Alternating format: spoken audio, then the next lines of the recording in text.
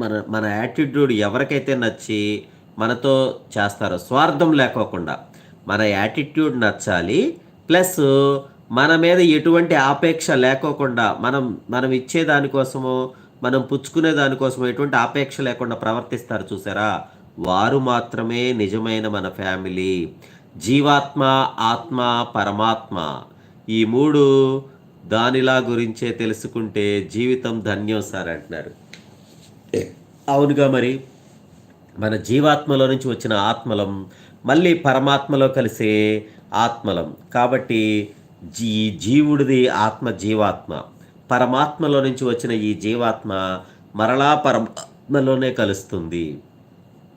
కాబట్టి భయం, బలహీనత, ప్రలోభం, ప్రమత్తత మనల్ని పరాధీనులుగా మారుస్తున్నాయి. మనం భయంతో బ్రతుకుతున్నాం, బలహీనతలతో బ్రతుకుతున్నాం, ప్రలోభాలకు లొంగి బ్రతుకుతున్నాం, అప్రమత్తతతో బ్రతుకుతున్నాం. ఎందుకు? ఎవరి కోసం అప్రమత్తతగా ఉండాలి?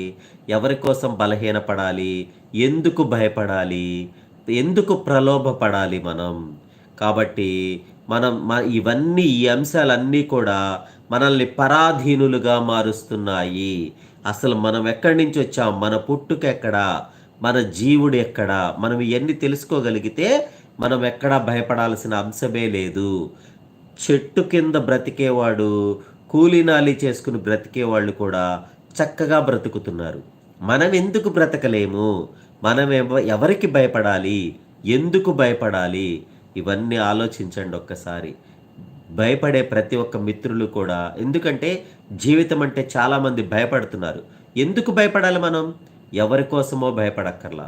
మన జీవితం మనది, మన ఇష్టం వచ్చినట్లుగా సాటి జీవికి ఇబ్బంది లేకోకుండా, మన వల్ల సాటి సమాజం ఇబ్బంది పడుకోకుండా ఉంటే చాలు.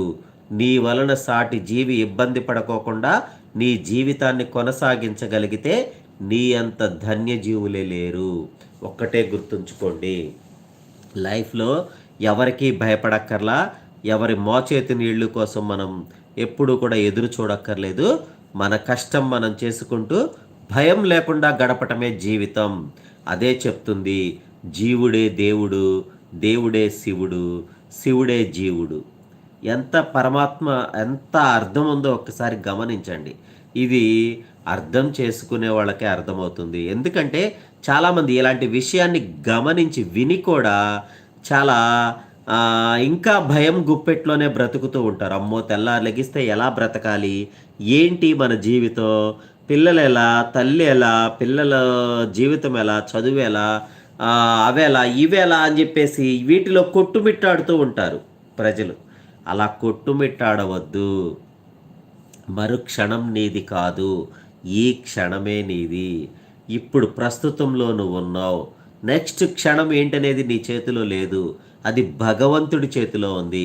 భగవంతుడు ఏర్చి కూర్చి పేరుస్తాడు. కాబట్టి ఆ పేరికలో మనం ఉంటాం. మన చేతుల్లో ఏమీ ఉండదు. నువ్వు నీకిచ్చిన కర్మని నువ్వు అనుసరిస్తూ దాన్ని నిర్వర్తించుకుంటూ వెళ్ళటమే నీ ధర్మం. అంత కర్మను సాగించటమే నీ ధర్మం. కర్మను అనుసరించటమే నీ ధర్మం. కాబట్టి నువ్వు ఎక్కడా భయపడాల్సిన అవసరం లేదు, ఎక్కడా బలహీనపడాల్సిన అవసరం లేదు, ఏ ప్రలోభాలకి లొంగాల్సిన అవసరం లేదు. కాబట్టి అందుకే అవివేకం, బద్ధకం, నిద్ర, అలసత్వం, జడత్వం, అజాగ్రత్త, మూర్ఖత్వం లాంటి తమోగుణ లక్షణాలున్న వారికి జ్ఞానం అసాధ్యం. చూసారా? అవివేకం, తెలివి తక్కువతనం, బద్ధకం, నిద్ర, అలసత్వం, చూసారా? ఆలస్యం, జడత్వం, అజాగ్రత్త, మూర్ఖత్వం. చూసారా?